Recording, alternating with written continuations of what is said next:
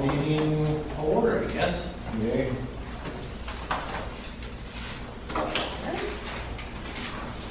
Minutes from last meeting. Let's see here, read the minutes, approved by Matt and Sue.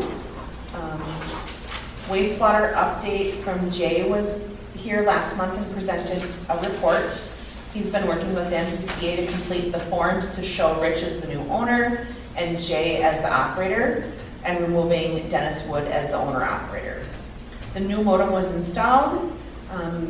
I know Rich was working with Cody from Quality Flow, the vendor that we use for monitoring our system.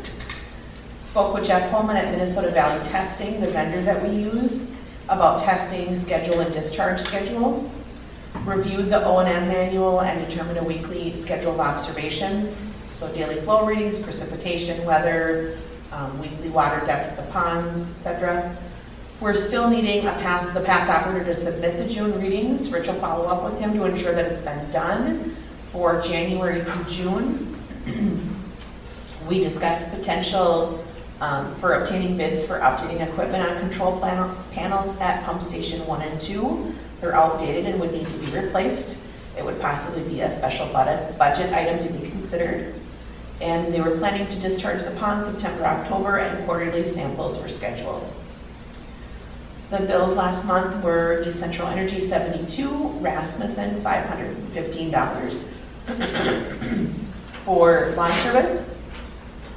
Receipts for locks and keys were $29.06. For LJJ wastewater management, they were the ones that jetted and televised the lines, was $26.81.25. And then there was a receipt for new lock boxes for $103. Financial report, last month our current checking was $48,370.85. We had an update of our investment funds have a balance of $206,800.81. This bond matures on 1/19 of 27 at a rate of 2.75, and our cash value account is valued at $17,000.88. Rich provided an update as the chairman. The modem at the pump house has been replaced and functioning properly at that time. Is it still? No. Okay. Addition of a residence to our district. This was the new build at the far north end. We did send a bill to that builder for that. There was a SAC fee of $2,500, and the resident will be billed $53 a month for sanitary district fees. Road repairs are scheduled to start at 11. Preferred paving is the contractor doing the work for our district. Most of the work will be patching problem areas. There are 2 new driveways in Shorewood that will need to be repaired to bring the new driveway to the street, but this will be paid by the subcontractor when the road repair is being done. Old business, we discussed the Shorewood land owned by Mr. Wood. Community is paying taxes on the property, but the land is being farmed. Rich was going to address us with Mr. Wood and give us an update. New business, we discussed bylaws. All members were provided a copy. Paul was going to present a list of talking points, or Paul did present a list of talking points. Matt also had some items to discuss for future discussion. Everyone agreed that we need to schedule a separate meeting to discuss the changes that all need to be made. So to implement and adhere to the bylaws as written, Paul was going to contact the League of Minnesota Cities about possibly attending the meeting and how much legal advice, if any, is available to our group as part of the annual fees that we pay to League of Minnesota Cities. Fire pit cleanup was completed in July, and we did agree to pay John Maher the amount of $200 for the use of his Bobcat and fuel. We did send out a survey, Matt worked on that, to all the residents of Shorewood about the fire pit, getting a consensus on use and maintenance of the burn pit. A public website, Shorewood letter, Matt provided an update on the Shorewood Park website. Their updates will continue to be made. There's data now available on the daily flow rates of the system, which has been something that we've been wanting to be transparent about with the residents of the district for the past several years. We've had several responses to the letter, and updates are being made to the accounts based on that feedback. We currently have 23 members registered on the site. National Night Out, a motion was made by Sue and seconded by Rich, to have a plan for next year for our residents to host an event to bring the community together. More information to come on that. Paul did abstain from that vote. Voted no, sorry.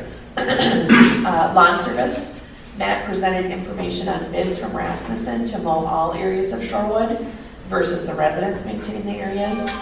Cost would be $200 for the larger part, $25 for the small part, and $45 for the entrance and sign. This does not include weed trimming, only mowing. The amounts were quoted for each time the areas were mowed. The subject was tabled and turned over to the Parks Committee to address and present a plan to the board moving forward. We adjourned at 9 p.m. Any corrections, changes, or questions? Motion to approve. Second. Thank you.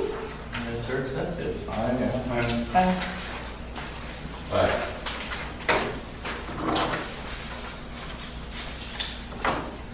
Since Jay's not here, do you want to go on to the next and do the chairman update, Rich? Sure, we can do that. Jay will be here shortly. He is finishing the last of, it's a influent reading. It's the starting of our discharges for fall. We do discharge twice a year according to our permit. I've learned a lot now as we're talking and going through this. So this will be the second for the year, which will get us through the winter. But there's a process of doing some different sampling, which we send off to the MTL for readings. This first one's the big one, and that's a 4-hour reading. We take a reading of the influent coming before it even gets into the ponds. And we do that reading once an hour, and then we send that off, and then they do some readings. In the meantime, we discharge from the primary pond into the secondary pond. And we started that tonight too. That'll be a 4-day process, which I'll monitor with help from, I'm sure, the Heidelbergers and whoever else wants to go up there. But I'll check it every 24 hours until we reach that level that we need to reach. There's Jay right there. Oh, sure, probably in the corner. Got a pull my chair. Oh, God, I won't sleep until tomorrow. And then I'll be great.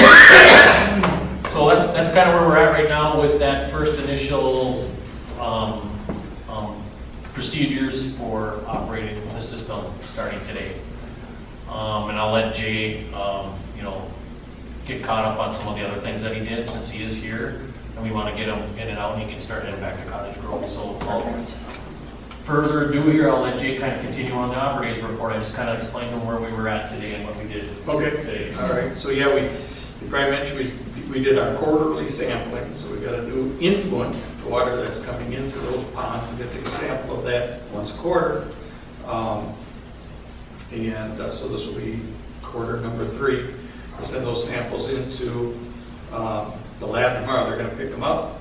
And, don't let me forget, I got them in my car. What's that? I got them in my car, yes. So we also are draining down the primary pond into the secondary pond. Again, there's permit says we can go 6 inches a day on that. So let's try to get down about 30 inches, 24 to 30. And we were at about 59 inches. Yeah. So the primary pond was at about 59 inches.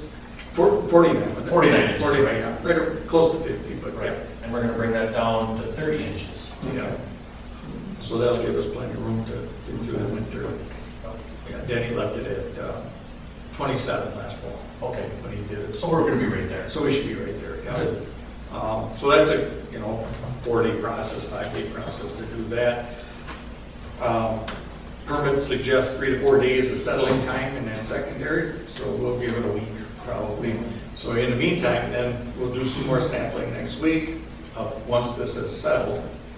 And that's in the secondary pond. We've got to take samples from 4 corners of the pond. Send them back in. Once we get the results of those, they're going to go yay or nay, whether or not we can discharge, which I don't think we'll have any problems with that. We should be all right.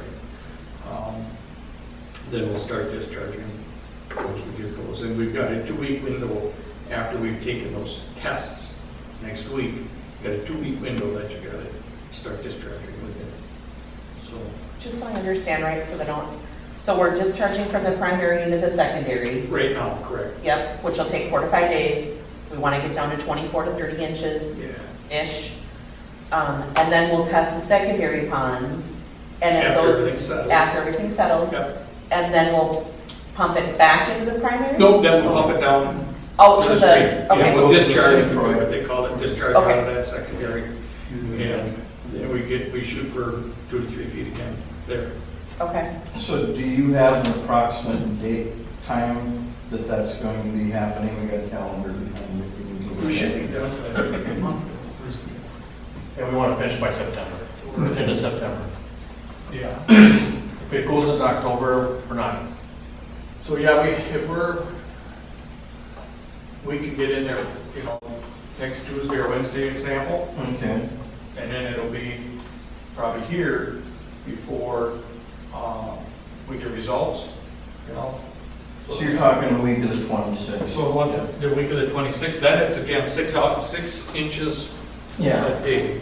Is there any, and being a novice at this, you know, I literally know nothing on it. Is there a reason, is there a reason why we would be doing it earlier in the season versus later, thinking if we've got a long winter, let's say, you know, we don't get, this year we had ice out in April, what if we don't have ice out till later on?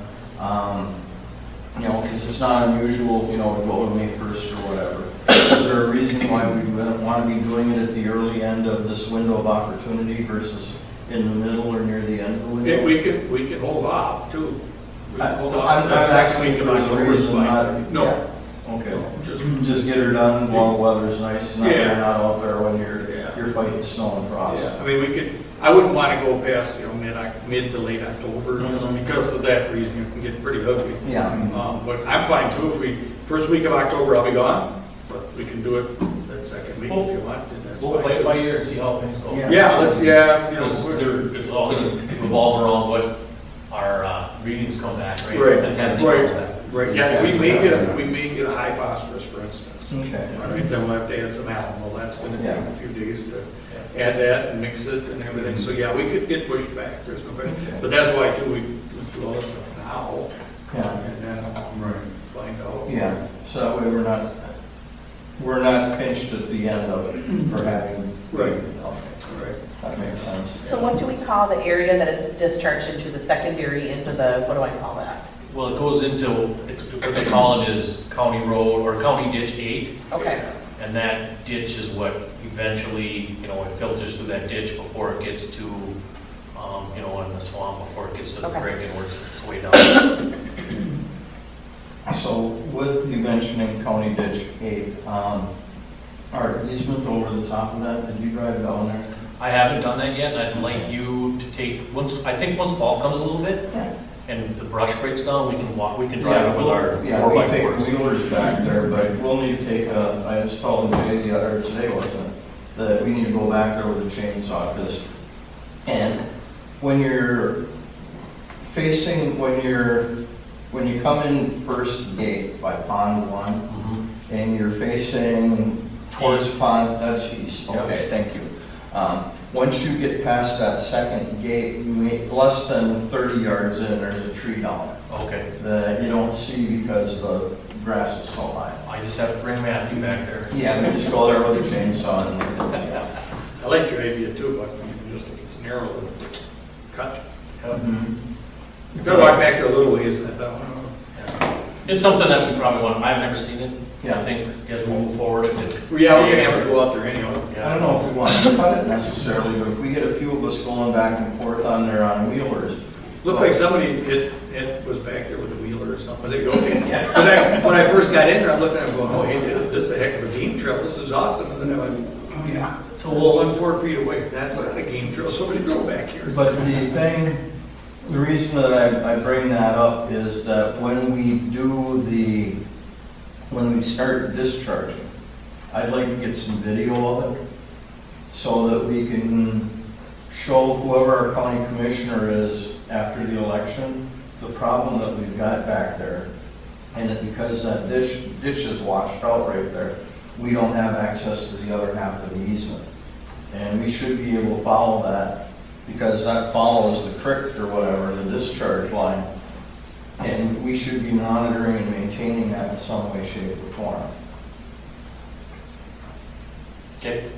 So yeah, I'd like to get a video of it, and then when the time comes, approach the county about fixing it, whether they put a new culvert in there I know, and bury it, or we put a bridge over the top of it, either one. I know that there was an issue before and Denny pushed the county to correct the issue and get it unclogged because it's county ditch. Yeah, yeah. And it is a, I don't know what the rules and regs are on it, but Me it's something neither. we can follow up with. Yeah, we can poke at it a little bit and see what happens. Yep, sounds like a good plan. As far as operator stuff, other than that, I think you cleared up the permit now and our paperwork is all caught up. All caught up now. We'll get the information from Denny in June. Right, we met and I can, yeah, we talked to Denny tonight, he stopped by. He is gonna get us the information, he still has the DMRs for June. That's the last of the DMRs that we have that fill up the gap, so I'll shoot out an email to him and make sure we can get that connected and get that into Jay's hand, and he has to provide that to the MPCA. Yeah. So that's that last piece of the puzzle that we're looking for. Yeah, then if you would, I didn't think of this, if you would send me that Orion, that DeoPro, Yep. you'd send me that, the name Orion and the model. Yep. I'll check and see on that probe. Okay. If you get a hold of the probe, if you gotta change the membrane, Okay, so what we're talking about right now is the pH meters. pH meter, and then there's a dissolved oxygen meter too. Right, now, we didn't look at it, so these are some of the tools that were left in the shed that we think either need maintenance, parts, or what have you to operate correctly. Possibly replaced. Or possibly replaced, so we're gonna follow up on that. I think I briefly talked to Danny to see if he had any other tools, and he didn't, so I think that's the tools of the trade that we have, but they're in rough shape. Yeah. They're a little bit old. The one thing though too, we did see, and we'd have to do a little bit more research to make sure it is operator friendly. But there's that one that did several different things like DO and pH. If that one's kind of easy to work with, because some of them can be really convoluted. Others are pretty simple. Drop them in and they give you a reading. I don't have a reason why you couldn't take them with you right now if you wanted to, because if I had to get them for you, I'm in the cities every day, Okay, so. we could hook up somewhere. Yeah, so why don't we exchange that, and you give me because they're picking up the samples before you leave here. Okay. Let's grab them out of your car, or no, they're in my truck, I'll give them to you. Oh, they're in your truck? Okay, Right. yeah. Yeah, Then I that's can cool. take a look and I can check with Hawk and I can check with Yeah. Orion and find out. And I'd appreciate that. yeah, we'll find out too then, you know, if they're worth. So So you you might follow- just fine, and, you know, the one at least needs a battery. Yeah, And it didn't appear that that weird battery was very expensive. no, it was like a $6 battery, it's called a J battery, 6-volt J battery. So if we can get that maybe and try that, maybe it'll be just fine. So, The DO probe though, the probe itself has air in the tip, and that really, it's not gonna work. And it gave us an error, we don't have a manual for it, so we don't, I don't know. E20, I know that's an error, I don't know what that 20 means, so, but my guess would be that it would be that probe, because that's, sometimes they get air, or they'll get like a little bit of mold or something growing under, because there's an electrolyte you put in there, you put a little piece of plastic, tape, you know, and a membrane over it, and you put it back together. If you get air in it, it's not gonna work. They do get old, they get a little bit of seepage in there, and then they get a mold or something, they don't work. So I'll find out all right. what that, you know, if that's the case, then you gotta get the electrolyte and put it back together. They might say, we'll just send you home and probe, and that'd be fun too. Then that should be usable. But otherwise, the one that we looked at that did multiple tasks, like I say, if it was operator friendly, it was like $260. So that's not terrible. But again, We did a quick search. some of them, you know, you should have 5 minutes for each sample. I got a couple of machines I worked with, that was like a half hour. You're adding chemicals, and you're doing all these other things, it's like, Yeah, we want to make it simple. we want to make it simple for whoever's going to take over, because it's a time game. So I learned a lot tonight. I appreciate More that. than you wanted to learn, I'm sure. You mean Because you here wanna I'm telling build them, something well, this is how this works, and this factory does that. No, it's great, and you know, I'll make sure that we're passing that knowledge on to more than just one person too, as we work through this and as we continue to transition. We're gonna bring up, since we're talking operator stuff, I'll talk about the modem. The modem that we have is malfunctioned. Okay, so we've determined that in the last couple days. It's offline again. Over the month, I received a couple phone calls in the middle of the night with it going offline. Really irritating. Quality flow, you know, we tried a couple things, it didn't work. They finally got up here this last week and tried to download some information into it. It didn't take, and they pretty much came up to the conclusion that it was a bad modem right out of the box. So they are, This with the phone, I'm sorry to interrupt. Yeah. That's what the phone it's tab looks like. It's very similar to what we see, Matt and I see. And those numbers have been stuck here since the Yep. third. Yep, that's exactly where I'm at too. So Yeah. it does have data up to the third, and this is our daily flow readings that we have. So it's very important. What I did learn that is that it does keep collecting the data. The only part that's out is the modem that sends the information. Okay, so once we get the new modem, we should be able to go back, capture all the data that we need, which is good. This was the new modem that they put in. Right, yep. Right, exactly. They put it in the beginning of last month, and we had problems with it going offline several times over, and it progressively got worse and worse, and it lasted for 2 weeks, then went offline, it went for a day. For some reason, it always went offline in the middle of the night, I get that phone call. So, I finally said, pull it off the phone, it's not working right, it's text only, and then it continued on, and we finally got to the point where we're gonna replace the modem, the new one's on order. This is all on their dime, of course. They'll come back up and replace it. I think at that point, I've talked to them, we're gonna talk between Jay, myself, and probably Matt, so we understand the data that we're reading, and make sure that we're on the same page, and we can capture the information that we need for the DMRs. Over the month, I've been going up and reading, measuring the ponds, the depths of the ponds, and that's something that. That's something you gotta do weekly. Yep. So that influent that we're talking about, that's a daily permit parameter. So I talked to the PCA today, we've got a very nice young lady that we deal with for this pond. So I've been talking with her for a couple of months. I've dealt with her in the past, in my past life. Yeah, she's really easy to work with and understanding. And with the PCA, in my experience, it's always better to ask permission than forgiveness rather than the other way around. Yeah. I mean, you can do whatever you want. I, just the way I've done business for over 40 years with them, it's just like, you know what, here's our problem, here's why we have this problem. And they go, you know what, just put it on your DMR. Put that comment down there that this is why this wasn't working right. We'll take care of it. Now, we may be okay if we get this thing done by the end of the month, we get our numbers, we may be able to, well, by the end of August, but we may be able to go back and get a daily reading. We can put that in there because it's collected. If not, they're aware of our issue and it's the manufacturer's problem. And you're not a big conglomerate like the Met Council where I work, where, well, you got enough meters, it needs to be fixed today, or you bring in a substitute. They don't ask for that here, so they're going to be understanding about it. But I just want you to know that, yeah, that's kind of the way I do business, is I put them, it's just like, be upfront. Because if you're not, then they start, oh, what else are you hiding? You don't ever want to face that. Just not worth it. So. All right, I think unless you can share anything else, we'll let you get out of here and get back on the Cottage Grove. I think, Cool. I got one more question for you. Has anybody approached you within Shorewood about apprenticing under your license? no, Okay. not yet. Okay. Because that might not be a bad idea.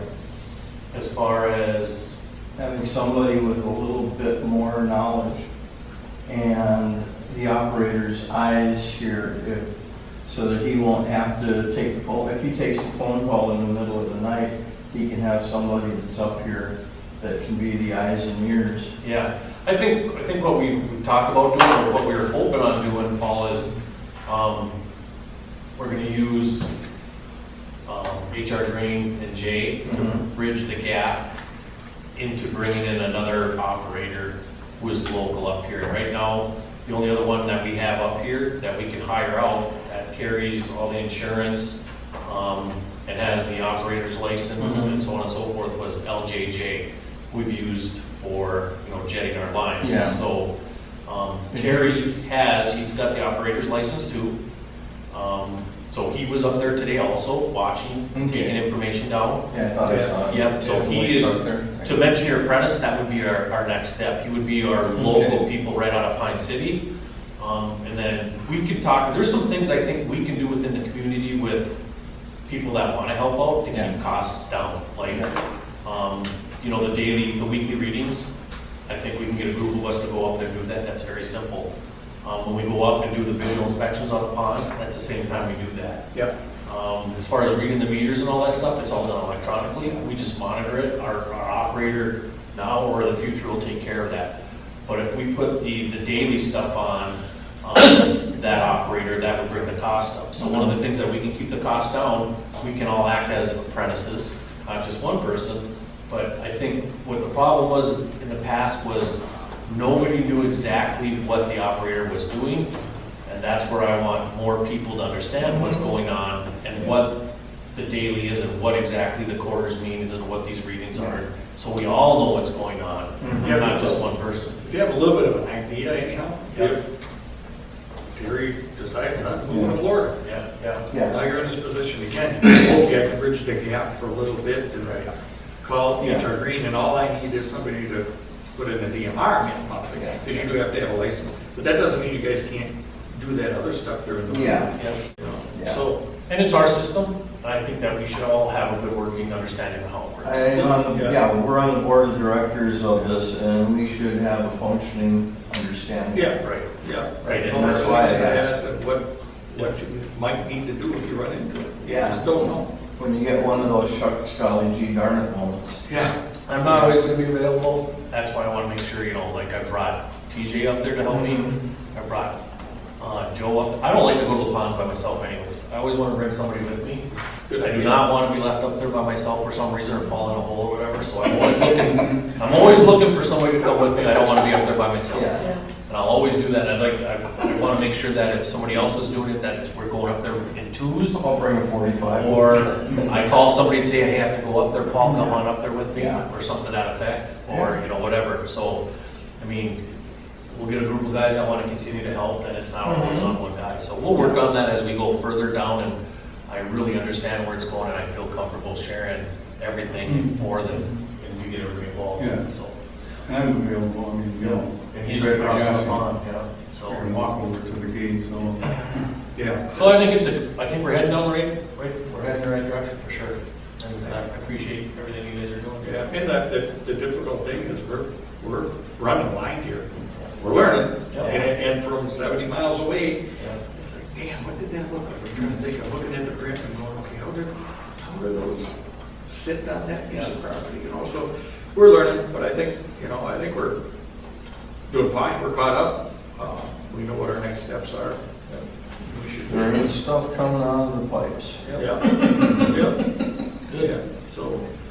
All right, with that, Just run out. Yeah, we'll just grab that. You guys just want to hang tight for a second? Thank you, folks. Have a good month. We'll see you next week. Drive careful.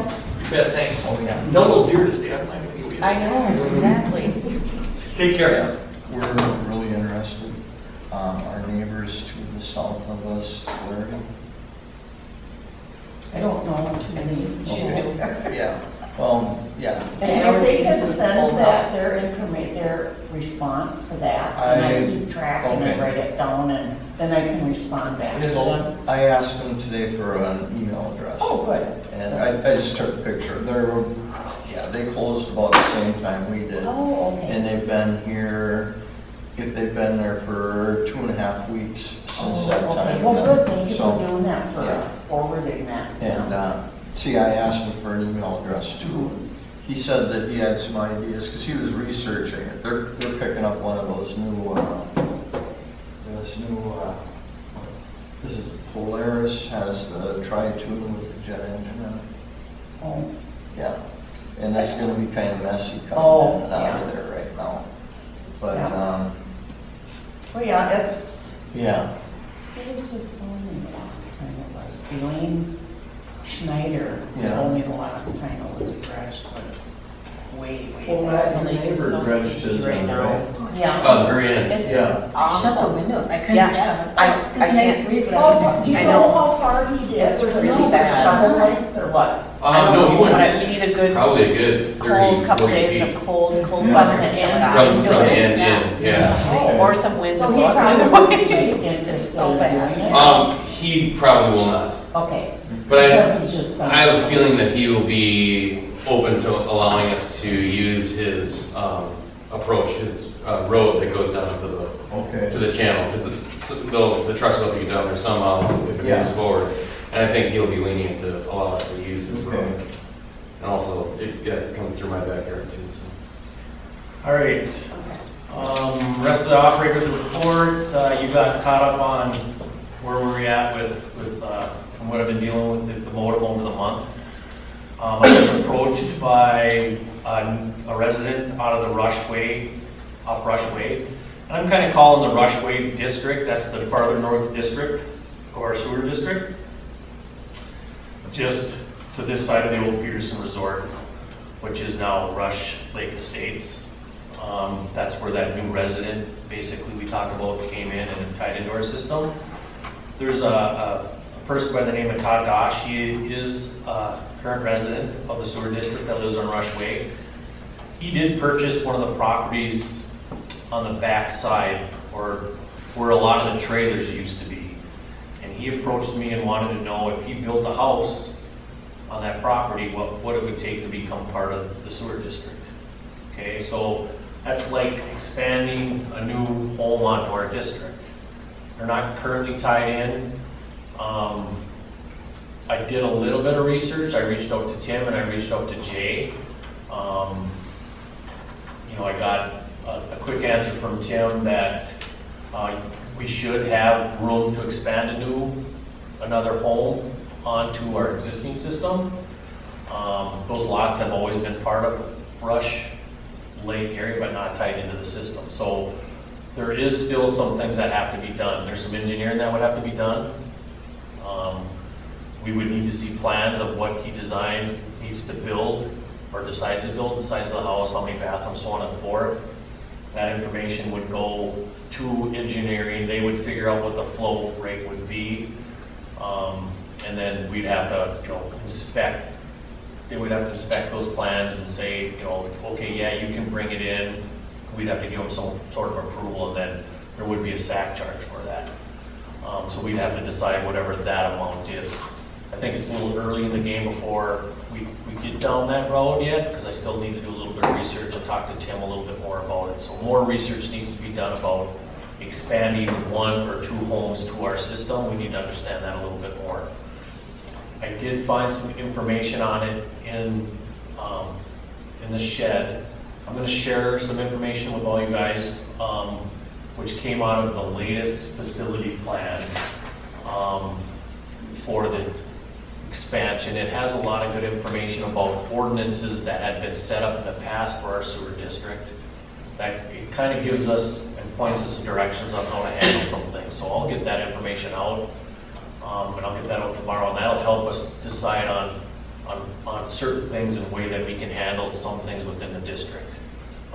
We've been guessing lately, but that information will help us. We were hoping to be able to find that information in the bylaws, but it wasn't quite in the bylaws. It really has to do with these ordinances that the past operator had set up with the county of Chisago City, and there's some great information in there. So I'll try to get that out to us, and that'll help us direct and help us try to deal with some of these issues. So we do need to do some more research on the Todd Dosh residents before we can let them, we can give them the information that he needs. How do you spell Dosh? DOSCH. That's what I have. Okay. All right. Is it a timetable? He didn't really have a timetable. I just told him I'd get back. I'll probably reach out to him and let him know that we are still looking into it. I have a picture of a map. I'll send that out to you guys so you have it, so you know where it is, sort of. I took a snapshot. I do have that information here and kind of circled the information. I think that's it right now as far as what I have and what I've been doing all month is dealing with the operations of the wastewater. Financial update, our current balance as of today was $51,806.77 in our checking account at Unity Bank. Bills for this month? I just got the financial stuff in the mail yesterday. Perfect. And our value at the end of August was $206,875.82. And our cash account went up $2, so $17,002.39. Good luck. Better than going negative, but after today, I don't know what's going to happen. Yeah. Well, the numbers will go. Okay, so for our bills for this month, I have a bill from the Rush City Post Office for our yearly P.O. Box rental of $76. We could do $38 for 6 months or $76 for 12 months. I also have our East Central Energy bills, which is paid automatically, of $165.26. I have a bill from Quality Flow for $1,061.27. Can we talk about that? That's for the modem. Okay, Do you think we should hold off on paying for that until the modem's fixed until next month? I think I that do. would be a good idea. Okay, so can I Yep, make a motion to hold off on paying that bill until we get the problem resolved? okay. I second So, that. All in Yeah. favor? Aye. Rasmussen Services, I have a bill for $845. And that's for the month of August. what do they do for us? They're Um, mowers. Yep, they mow the ponds, the driveway, and then round up too. There's a charge for that as well.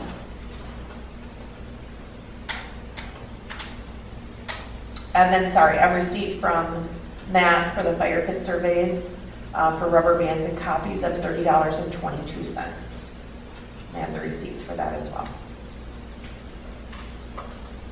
Okay, and then I think as per our last meeting for road repairs, we did one balance of half of it. We're gonna go 4 and 4 for the remainder. Okay, So I think we owe another payment of at least $4,000. are they going to send a bill? The last time, all they did was send the initial invoice of the total. Okay, because I haven't received anything from them. And I think I have that invoice. I'll double check. Okay, And I'll send that to you, but it's the initial invoice for the 16, I initially thought it was 16.8, but that invoice came at 16.5. I thought I forwarded that to you. So you can pay off that invoice okay, and just send a copy of it, and I would just, payment of $8,000, the date you sent that, and then just kind of keep in tally that way and send it to her. okay, Okay, that's how we did it last year. all right. So do I have approval to pay the bills as presented? I'll make the motion. A second. Okay. All in favor, yea? Yeah. All right. New business. Matt had forwarded me for events. Do you want to take the lead Sure. on that? So the park committee met on the 4th, and those folks that met were myself, Sue Means, Joe Heidelberger, Jeff Colbert, Austin Shannon, and Ray Lane. And we discussed 4 items, the first being the fire pit. So the fire pit survey was sent out, and we received roughly 16 or so votes. And the motion to keep the fire pit passed 11-3. And with that, though, there were 3 votes that also wanted to keep the pit, but didn't want Shorewood Sanitation District to be in charge of the pit. So that kind of made clear to me, and I think to us, that some folks don't understand that the Shorewood Sanitation District owned that property. So the fact that, our board and our organization owns that property, us maintaining that fire pit or at least controlling what happens with the fire pit is essential and necessary in reality. So to those folks that voted yes, but not for us to control it, because it is our land, we will have to control it. But yeah, moreover on that, 8 folks voted that they use it only during storms, and the other 5 votes that we received for those categories, it was either a week, a month, storms only, or other times using it. And it was one person used it once a week, nobody used it once a month. Most people, 8 people used it for storm damage and 4 other miscellaneous votes. So it's primarily being used for storm damage, which we were concerned about the overusage of it, the increase of people using it potentially into the future. And I think that says to us that if we have a lot of storms, it's going to be used a lot, and if we don't, then it'll be just used minimally.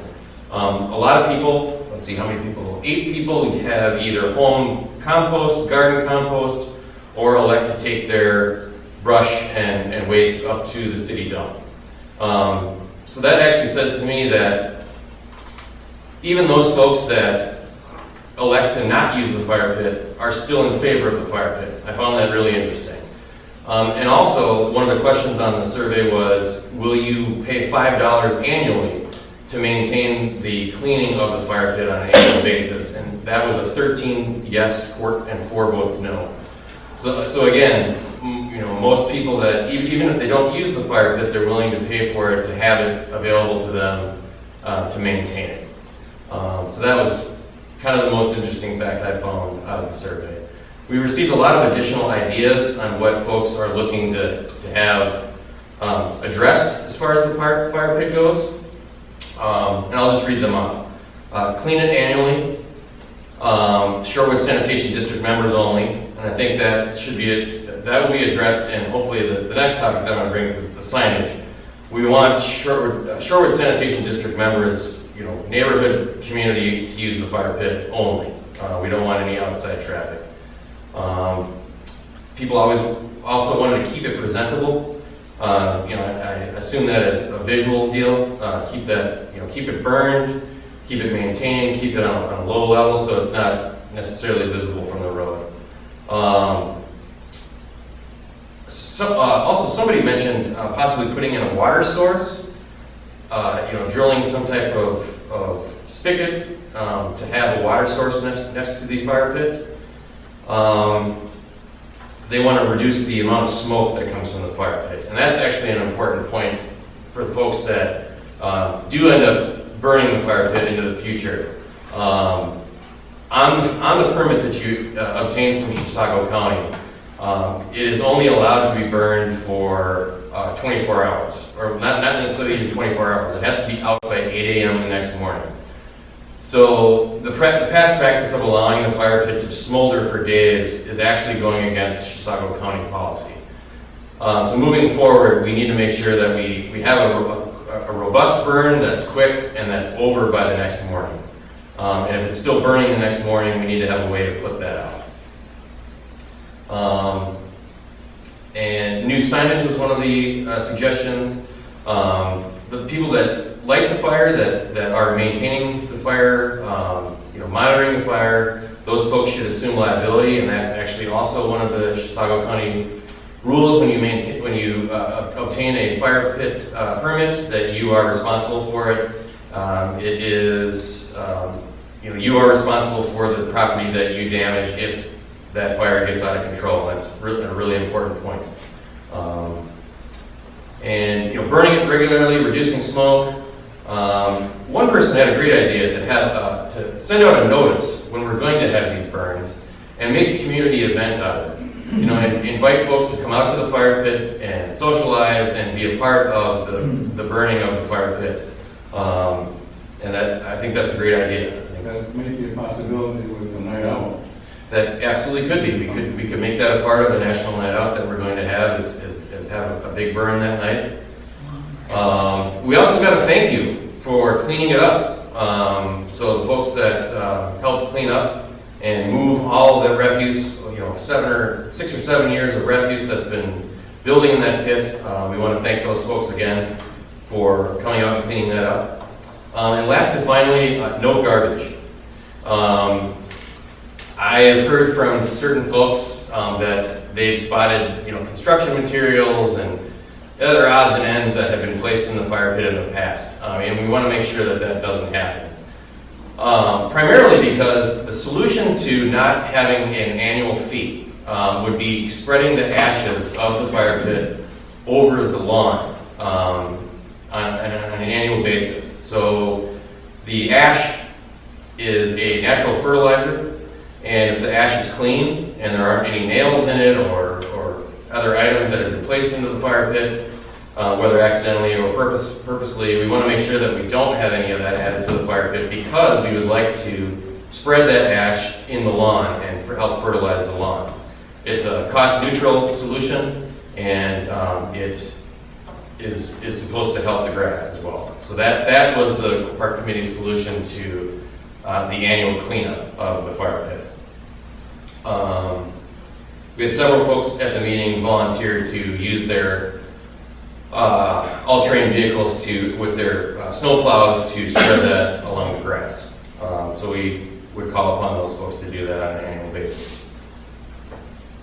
So with that, the park committee voted to open the fire pit.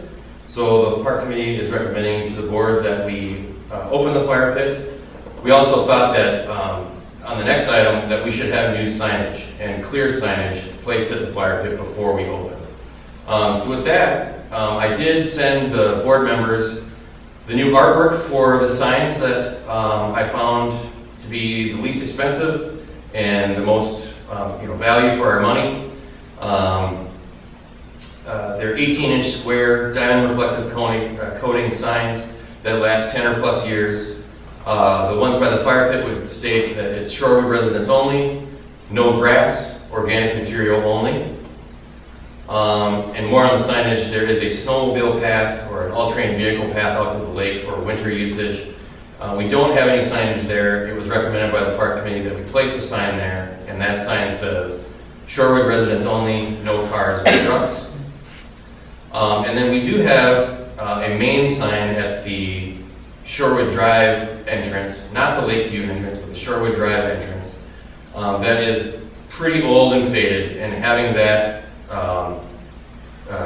reconstructed was also a recommendation by the park committee.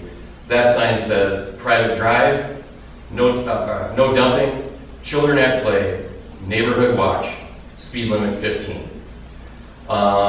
And we also had a question if we would want to place that same sign at both the Shorewood Drive entrance and the Lakeview Drive entrance. I think the only problem with the Lakeview Drive entrance, I don't think we own any property over there anymore. So I don't know where we could put that sign. Okay. About maybe talking to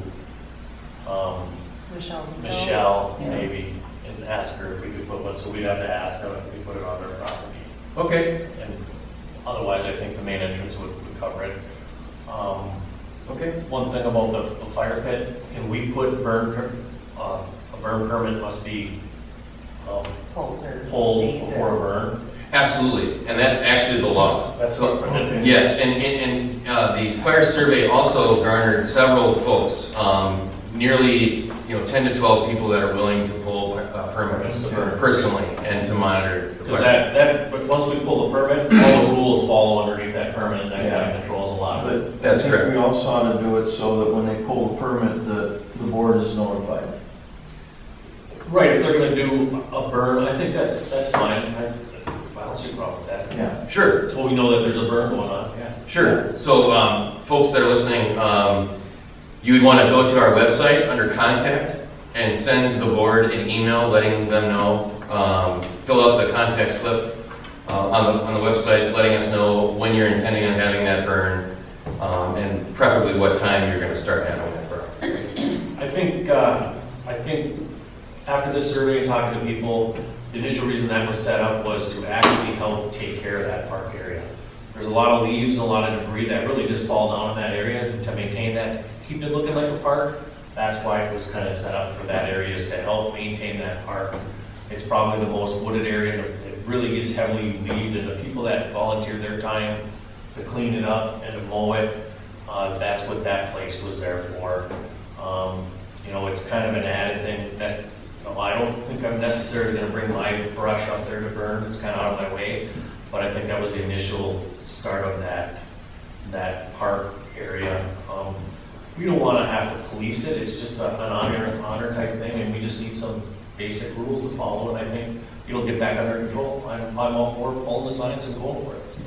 Sounds great. The park committee did recognize that we are not able to police it. Yeah. That was one of the biggest obstacles that I think the board and the park committee realized, and so we are not going to police it. It's going to be on your honor. So that's how we'll move forward with that. Question for you, Matt. You came up with a $5 per resident fee to maintain it. That comes up to $650 a year. Is this going to be cost neutral? Are we going to be throwing a couple extra bucks at it? Are we going to be taking money out of the general fund every once in a while to cover this sort of stuff, or we don't know? So for a year, we're going to try it for a year to spread the ash. So this fall, when the burns are done with the leaves and the brush, we're going to burn the fire pit, and then volunteers have volunteered their equipment and time to spread that ash. Mm-hmm. So that will be a cost neutral solution. So we won't have to charge neighbors $5, a year at this point. Okay. It was just a question, do you financially support the fire pit, and at a very meager level. I think we should approach it, that's great, so we're keeping neutral, we're not gonna do the charge. I think we should approach it, if we do have a big storm like we did have a couple years, a lot of storm, debris came down, it would have been a real extensive burn. I think at that time, we talk about maybe having a dumpster brought in to get rid of the refuge at that time, and we'll approach it at that time. If there is a storm, we bring that up as kind of a special meeting type scenario. And we'll take that on a case-by-case basis. That sounds good. And What was the cost of the signs again? The cost of the signs, the 18-inch square signs are $70.05 each. And if we want an anti-graffiti coating on the sign, you add $16. So a maximum of $86.05 per sign, depending on if we want the anti-graffiti. Include posts? It does not include posts. The post, We have a bunch of them in the, Shed. pump house in the shed. oh great, do you know how many we have by chance? I don't know. Okay, I would But there's say a lot up there though. there's 2 or 3 in there, I think. Oh, is that it? Yeah. okay. So if we had to buy 3, it would be roughly $42 per post to purchase a enamel galvanized post kit for these signs. So how do we want to? If we want to add like $125 in for 3 posts to this Okay. quote. what's the total of the time? So the 18-inch sign. So we need 4 fire pit and 1 snowmobile. The snowmobile sign, or the no cars or trucks on the all-terrain path out to the lake. So that's 5 18-inch square diamond reflective coating signs at $70.05 or $86.05 each, depending on So that's $420. roughly. Yeah. And the large sign at the main entrance, it sounds like we're only going to do 1 unless we can get permission. The large 30-inch square sign, same quality, 10 plus years, fading, chemical resistant, $150.50 per sign. If you want to add the anti-graffiti to that sign, it's an additional $40.70. I don't think we need the anti-graffiti.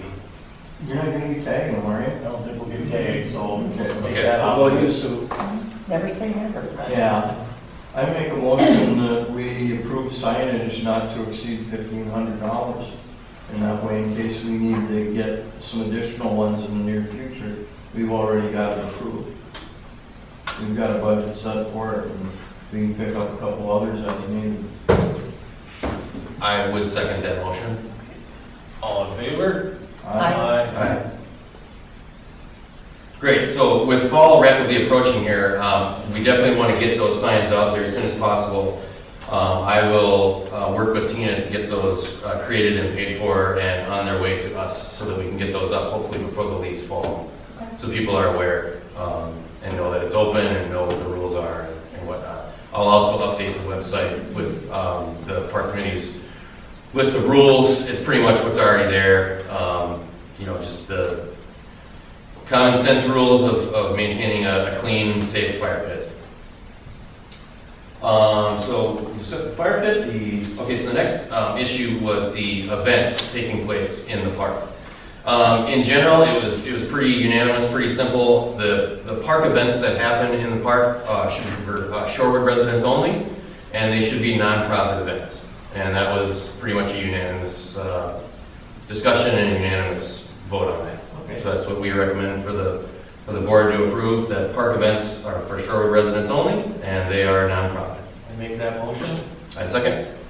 All in favor? Aye. Aye. And last and not least, the lawn service. I did obtain a fourth quote for the lower park area. That was the estimate that we made for $100. It's actually $75.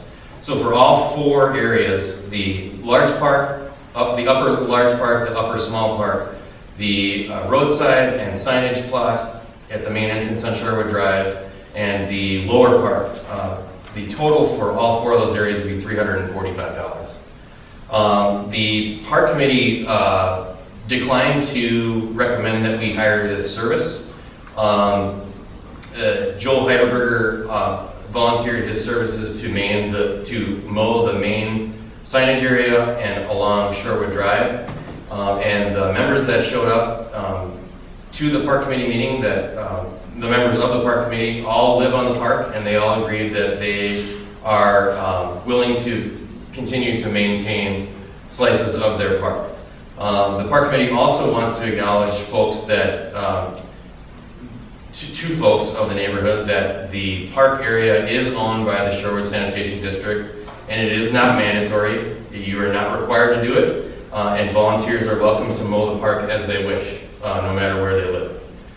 So with that, we recommend that we don't hire a service at this point, that Joel Heidelberger is volunteering to mow the main drive and the signage area, and as it stands, the folks that want to mow the park can mow it, and we'll just move forward in that fashion. Very good. It was interesting. One of the park committee members did also mention the topic of eminent domain, and I guess it kind of made me a little nervous. Folks that have been taking care of that land for so long, there's a question asked of me of whether or not they could legally be custodians of that land and could possibly take it from us, and that kind of set up a flag, like, well, what are you thinking, Larry?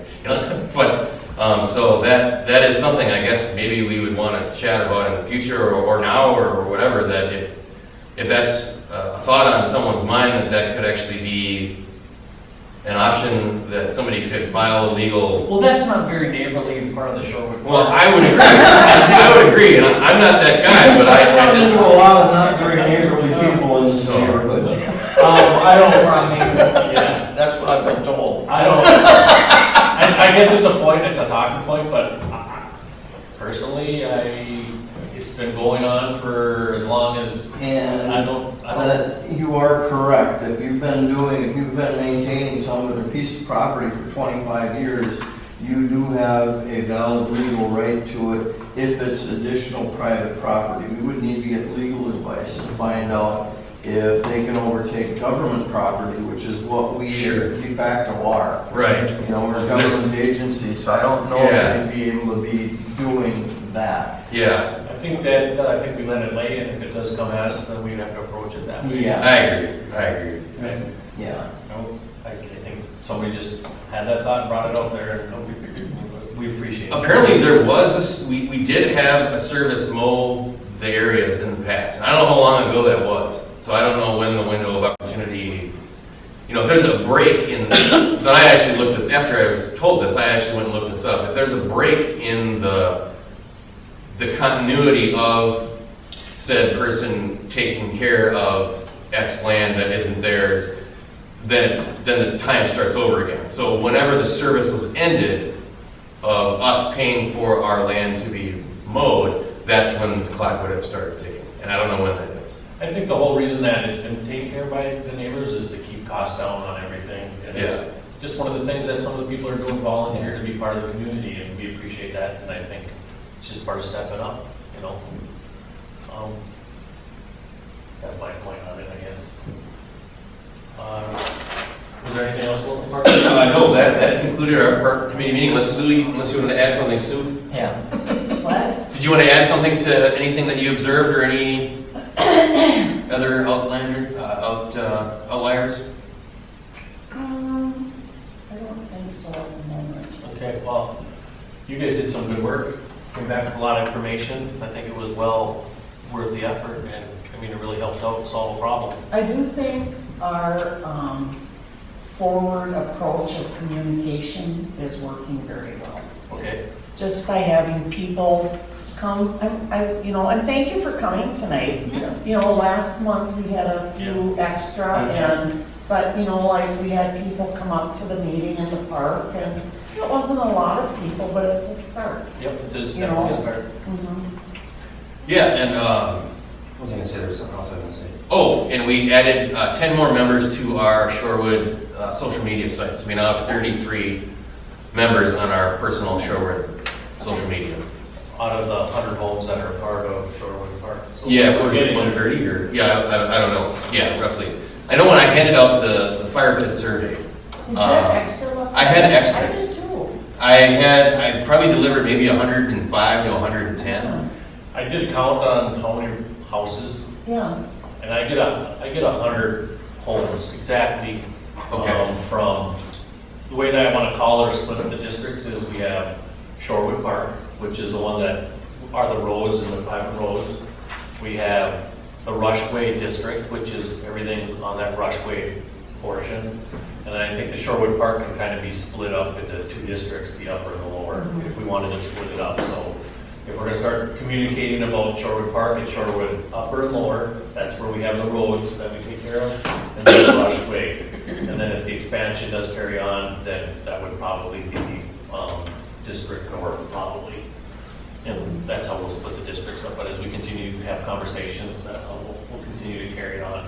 Rushway residents, their roads are not maintained, and we don't do the roads. Only thing that they tie us into is the sewer. That runs up there. Okay. There's only 10 homes up there, I think. So, they're Shorewood Sanitary District resident? Yes. So does that mean that they can bring their debris over and burn it in the pit? Yes, good point. Well, I think there's been a discussion of that. Yeah. I think the dividing line is the park has the roads and we pay that extra fee. We never had to do with the park, or can they use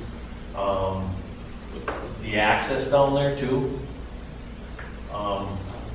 I don't have a problem with it myself. They are part of the district, so. I agree. And I guess I'd first motion to anybody that pays the sewer fee for the Shorewood Sanitation District should be allowed to use the all-terrain vehicle access and the upper Shorewood Park fire pit. I agree. So I'll first motion on that. I'll second that motion. Aye? Aye. Great.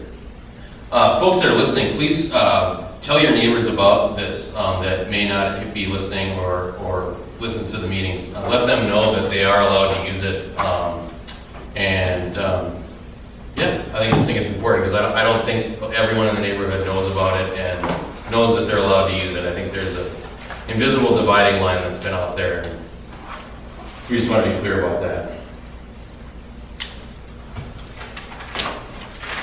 All right. Is the park committee going to meet any in the near future? Do you have any need to meet? We don't have any necessity. I have a question now that's popped up. Who's going to place the signage? Is there someone assigned or a couple people or? I can help, I can, maybe I can Yeah. ask Before- folks. Yeah, before we drive any signs, we'll have to call. Yes. For locators. Yep, okay.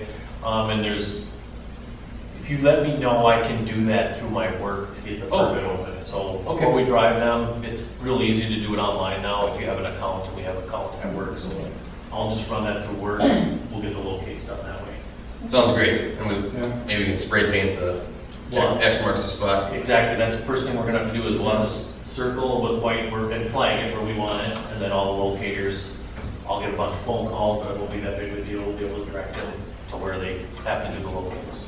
Sounds great. Old business, Shorewood Community Land, any updates? I'm sorry, Under old business, Shorewood Community Land, is there any updates with that? no updates. Okay. I got one. Why don't we just survey the place? Well, you know what, Because- I agree, I think I had, actually, you know what, I had a conversation with Joe too. So Yeah. I think at the end of the year, we'll get it surveyed, and then we'll actually mark it, and then we'll know for sure where that is. I contacted Alan Hancock, he's the guy who knocked the corners out on my place. Yep, And he came by, was quick, easy. I talked to him about both the 2 acres and the area around the big Shorewood sign. Because, we've been hearing things that's on private property. okay, And we need to find out, and for the same reason I surveyed my properties, people were saying, it's over here, it's over there, if you line this tree up with that, you can find it, but we can just hire somebody, and he said it would be probably between $15,000 and $2,000, because most of it's gonna be meets and bones, or may not be stakes on the corners, and he's gonna need to find where it's supposed to be. okay. But he said it would probably run between $1,500 and $2,000. And so I would make a motion that we approve a surveyor up to $2,500 and just get it done. And he could have it done probably by the end of next month. He's on vacation right now.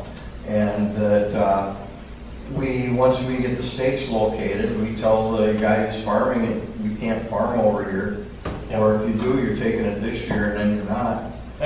Well, we should get it located anyways, Yeah. and then we can decide what's gonna happen to that property in the future, or whatever. And The then- signage is another thing too. The same thing with the sign. If it's on private property, we can discuss moving it or buying that couple feet and/or take it by eminent domain. I'm sure we can do that too. I don't have a problem surveying it, but I'd like to get at least 2 numbers on it. I think there's another local guy out of Pine City Yeah. that surveys too. Okay, So, Rochelle, Tyler Rochelle. yeah, Crochelle, who does a lot of the stuff in the neighborhood already. I think I talked with him when I was doing my place and he seemed to be a bit more expensive than this guy, but yeah, we can get a second, that's for sure.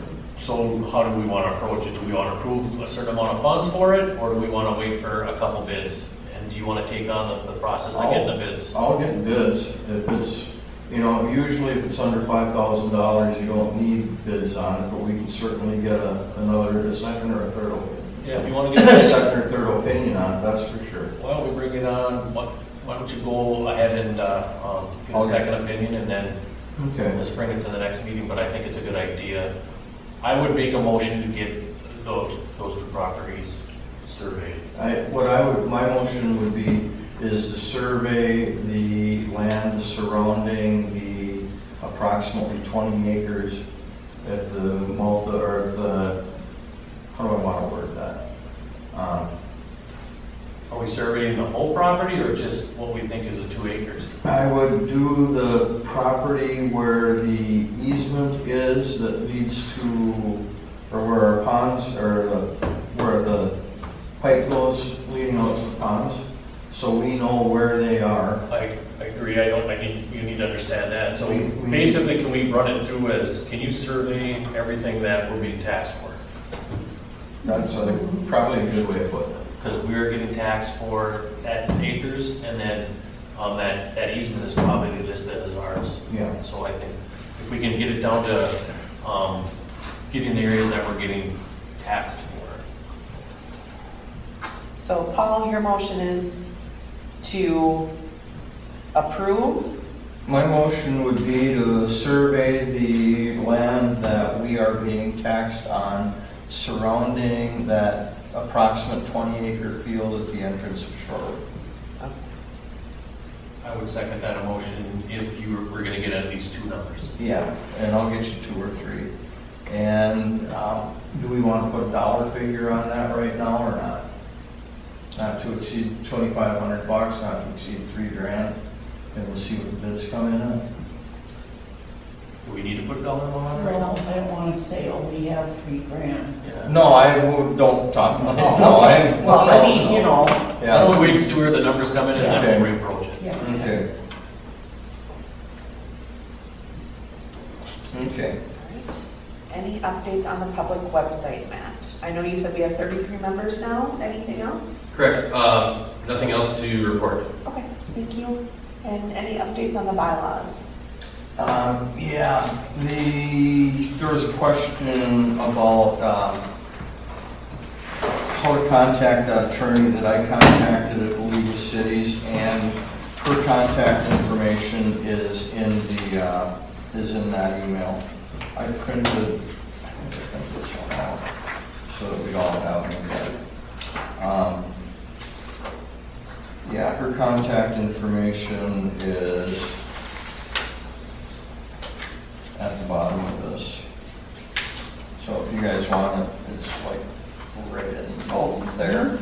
But they said they don't do legal, they do legal research, they don't do legal opinions. So we might be able to have them do some more research on that eminent domain and people, mowing the common area, but I agree we shouldn't worry about that at this point in time. They did say that we should get legal opinion, or we ought to have an attorney to talk to about what's going on and how to proceed. When I talked to the previous chair, he stated that they've used Chad Lemons quite a bit, and he gave me his phone number. I could also contact Rush City and see if they've got an attorney on retainer or who they use locally. We've been using Lemon ourselves Okay. Yeah, I think in the past. the board has used Chad Lemon in the past. Okay. He's familiar with what we have going here. It probably would probably be worth a phone call. Okay. Just for, I would say, to fish around before we decide on, before we, want to retain him for anything. But I think we need to understand what we're asking for before Yeah. we just loosely go in and say, can you help us determine where we are with the bylaws? Can we rewrite the bylaws or bring them up to date, Yeah. type of thing? I think that's what we're looking for, right? Yeah, yeah, because and I've got another copy of the same stuff I gave out last month, but some of these things, I think we've got like statutory responsibilities. When it comes to having our elections, when it comes to having our budget, it's supposed to be published in the Chicago paper. There's things that we are supposed to be doing by our bylaws, and I'm guessing we're dictated by state law too, so those might be, and I can generate a letter in the next week or so, and I would send it to the board first before we send it to any attorney. Okay. And state, these are questions that we have. There will be more questions, but this is our starting point. And did you get a hold of, Tina, did you get a hold of the Secretary of State and the MPCA and the county auditor about telling them about changes in our hierarchy? No, I have not. Thank you for that reminder. The NPCA knows. Yeah.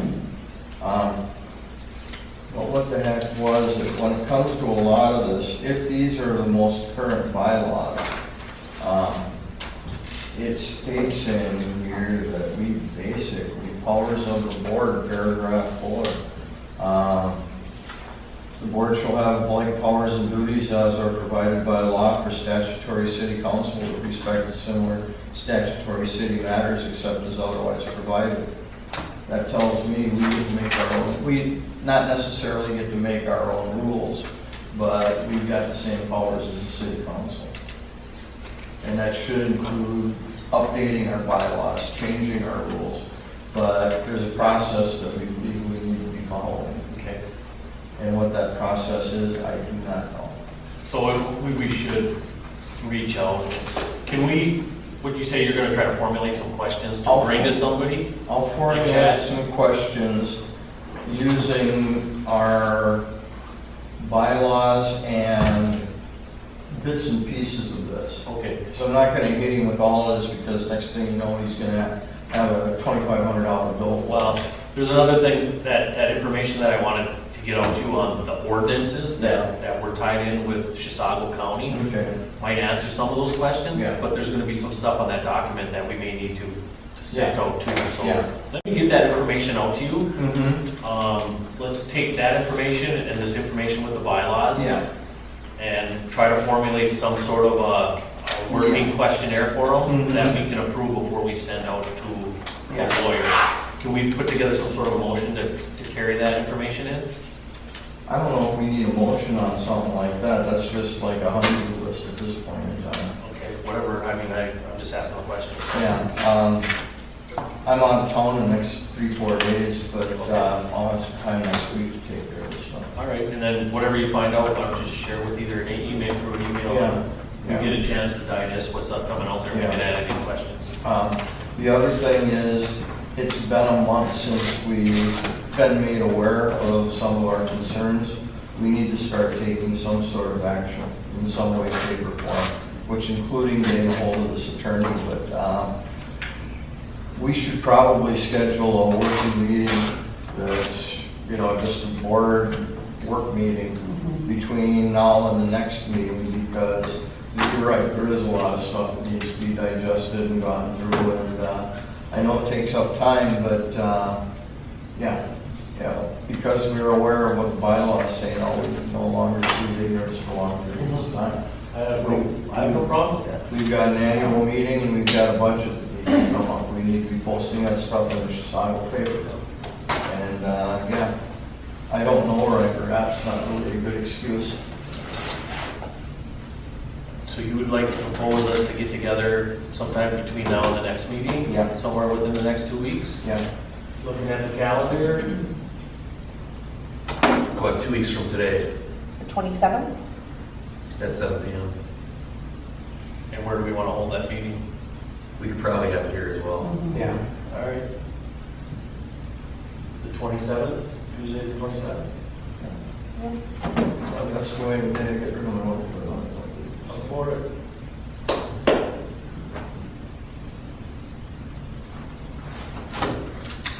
Time to go home?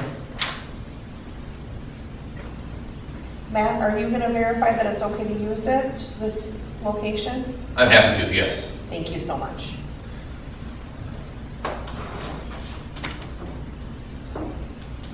Any other new business? I do have some new business. Talking to Terry from LLJ, we did get some great results with him hammering out that lower section, or that one section zone of our sewer system. He suggested to me that if we would like to get another section done, he could do that in the next 2 weeks. I think it's a great idea. The last time it came in right around $3,000. I think we need to do the whole system, but we're not gonna get it all done this year. We did identify one person that does have I&I, and Tina, we still need to get that letter out, Yeah. correct? Yeah. Let's work on that this week to get that letter Okay. put together. But I would like to make a motion to move with another zone of scoping and checking the status of our infrastructure. How many feet, linear feet did we get for $3,000? Was it like 75 cents or what was it, what was the idea? 500 feet? Yeah, I don't have that, I'm sorry, I don't have that exact. Okay. But it was a pretty good portion and I thought that it was pretty reasonable. I would like to move forward with another section before the end of the year. What section would we be doing? I would like to do basically the upper Shorewood Circle, then we would have everything to the south done. Okay. So that would basically start by Matt's house, over on that side of the Shorewood Circle, Okay. we can swing around the back of yours, Yeah. and come through the lakeside, and then match up to where it dumps into the, We pulled, a couple months back, we pulled 2 of those manholes off, just to take a look down there. visuals. And there wasn't, it was, 1 o'clock on a Saturday in the springtime. Mhm. There wasn't a whole lot going through. That's great. Yeah, there wasn't a whole lot going through. Like I said, we did get an update. The infrastructure that we do have is in good shape, and I think that information that we did have is Yeah. very valuable to us. Mhm. I think we need to take the pictures of, we still have I-9 coming in. Yeah, And it's not coming from one home, we still need to identify where it's Yeah, coming from. okay. And this is, we talked about it over and over and over again, and Denny started this effort before he left. I think we need to continue that effort. yeah. I agree. It's gonna get us to a baseline by the end of next year, Yeah, and we need to continue to do that, get this, okay. we're getting a fresh update of what's happened to our infrastructure over the last 20 years. Yeah. And I'm so pleased to hear that our infrastructure is in great shape on the first part that we've seen, and we need to Yeah. continue that effort, so. I So, was- Rich, you have a motion out right now then? And the way that we were gonna approach it is, he'll do so much, and he'll let me know how things are going, because what adds to it, running the camera is one cost, but if he has to start jetting and he starts running into problems, he'll stop, and that's where it basically doubles, okay? So he'll call me and say, Rich, I gotta stop, I'm running into too much, do you want me to move on? Or he'll try to come back the other way to identify, is it a big place or a big blockage? Mhm. But not only that, he's cleaning up a blockage that has to be cleaned up Yeah. to clean up where we're at. So everything that he's doing is a plus. But we can take a section, and if it gets to be too far out of hand, but I think if we take that lower section, we'll have half of our, Mhm. basically half of our system scoped for this year. And I would guess that he basically gave me a rough order of magnitude. It would probably be around $3,000 to $3,500. Okay. So I'd like to make a motion to carry on with that scoping. I'll second it. Do you want to put a dollar amount on it so we don't have to? Well, let's say, let's take his ROM of $3,500. Okay. Okay. So I'll make a motion to continue the lower circle, or the rush, Yeah. Shorewood Circle run. Dean seconded. Dean seconded, Yeah. all in favor? Aye. Aye. And I'll reach out to Terry, and he obviously is gonna start it as soon as this week. You know, one thing I should check with them though is, did we ever receive a certificate of insurance the last time around with them? No, we did not. Okay, and I'll ask for a certificate of insurance from them, and we'll get that on record. Okay. They gonna be going to the backyards? Yep. You want to tell people that they're gonna be going through the backyards?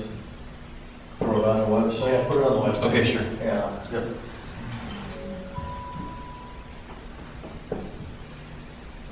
And this isn't new, it's kind of old, but we need to get that welcome to Shorewood letter You know what? updated. We should get that out, that's another thing, because Yes. that new, we should get a welcome thing to the Lonegrins. Okay, They I were have just- the bags. Do you have the package? And Yeah. they did reach out to me, and I said that I should probably give them the information, and I'll go over there with you and Okay. introduce myself, Yeah. and we should give them something and just Yeah, they'll get their little welcome. let them what's going Yeah, on. and I think you and I had talked about. The Saari's ending also, Saari, the blue house right next to. Oh, that just got sold? Yeah. Yes, okay, October 3rd is the closing, I just talked to him tonight. okay. That's And what I was then, talking to when I drove by. Oh, okay. Marushek is moving, or he's selling his house, or Oh, sold okay. his house. So just when I don't know who the new owners are yet. Yeah, I don't. When I find that out, I'll let Okay. you know. Yes, So can you send out that letter, maybe we just do a quick brush over it? There shouldn't be much we need to change on it, right? You know, did I send it out or did I just, I don't I remember don't know seeing if I it. have a hard copy, I mean, I think you handed one out. I did, I think I did bring You it. handed out last week?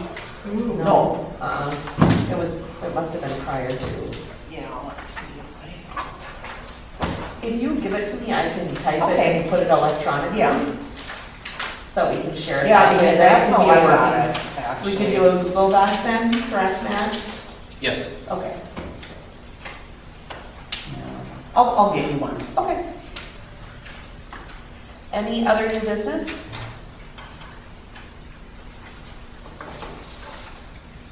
I don't have any. All right. So I have a motion to end the meeting. Yay. Second?